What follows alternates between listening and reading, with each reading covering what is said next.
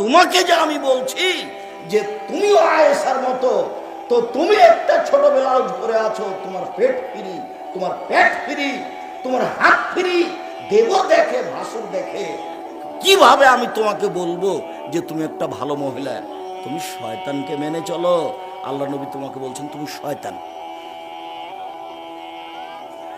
আল্লাহ নবী বলছেন ইন্নাল মারাতা তুকবালু ফি সূরাতি শাইতান ওয়া তুদবারু ফি সূরাতি শাইতান, নিশ্চয় মহিলারা শয়তানের বেশ ধরে আসে, শয়তানের বেশ ধরে যায়। নিশ্চয় মহিলারা শয়তানের বেশ ধরে আসে, শয়তানের বেশ ধরে যায়। তুমি এভাবে আইলে কেন? এটাই তো আল্লাহ নবী বলছেন। তোমার উপরে ভালোবাসার আমাদের অভাব নেই। আমি আয়েশার মতো করি মনে করি আপনাকে, এ কথাই ঠিক। আপনাকে আমি খাদিজার মতো মনে করি, এ কথাই ঠিক। দুঃখিত, যেই পোশাকে এসেছেন এই পোশাক ত্যাগ করতে হবে। যে ফ্যাশন বোরখা পরে এসেছেন এই বোরখা বাড়িতে গিয়ে জ্বালিয়ে দিতে হবে। লজ্জা যত বেশি হবে, ঈমান যত বেশি হবে, পাপ তত কম হবে।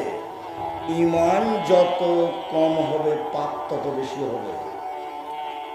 আপনি একজন মহিলা মানুষ, 5 ওয়াক্ত সালাত আদায় করেন, বোরখা পরে এখানে এসেছেন, কিন্তু স্বামী যখন বাড়িতে থাকে না তখন আপনি মোবাইলে প্রেমের গল্প করেন। এটা কি হলো?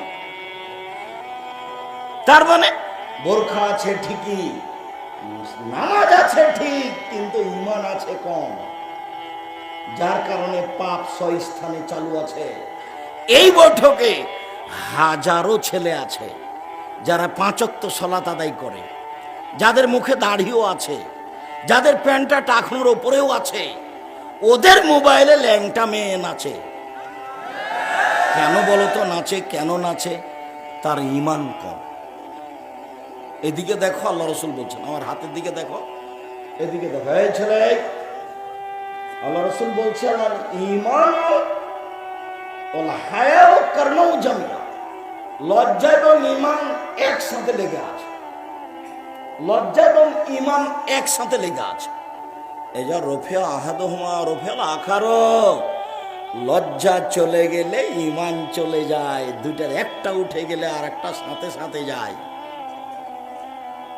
যখন তোমার লজ্জা কাজ করবে না তখন তোমাকে ভাবতে হবে আমার ঈমান কাজ করে না, আমার ঈমান কাজ করে না। সেজন্যই আমি আব্দুর রাজ্জাক সাহেবের বক্তব্যের চাপে রাত 12টাতে মোবাইলটা অফ করে দিয়ে বন্ধ করে শুইলাম, আর কথা বলবো না তোর সাথে, মেয়েটাকে বলছি। তারপরে 1 ঘন্টা পরে ওই রাতে আবার ধীরে মোবাইলটা হাতে নিয়ে। কেন? তোমার ঈমান কাজ করে না। যখন তুমি মোবাইলটা হাতে নিলে, নেওয়ার পরে মোবাইলটা জোরে ভেঙে ফেলে দিয়ে তুমি যদি বলতে ঠিক মোবাইলের মুখে লাগতো না, এই শয়তান সর, শয়তান, শয়তান তো আমাকে বিরক্ত করলো, এটাই শয়তান। যেটা আব্দুল্লাহ বক্তব্যে বলছিল, আমি আর তুমি বুঝতে পারি না, শয়তানই তো আমাকে আবার কথা বলালো, শয়তান তো আমার অন্তরে বারবার মেসেজ দিচ্ছে, ওটা আল্লাহ বলছে, সবসময় আমার ভিতরে উস্কাচ্ছে শয়তান।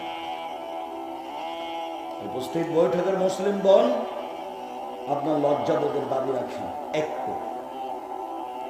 আপনার জন্য একটা হাদিস বলে যাই, মেয়ের মাথায় কাপড় নেই এর জন্য আপনি দায়ী, ছেলেটা টাকনো নিচে প্যান্ট পরে আছে এর জন্য আপনি দায়ী, আপনার স্বামী 5 ওয়াক্ত সালাত ঠিক করে আদায় করে না সেজন্য আপনি দায়ী।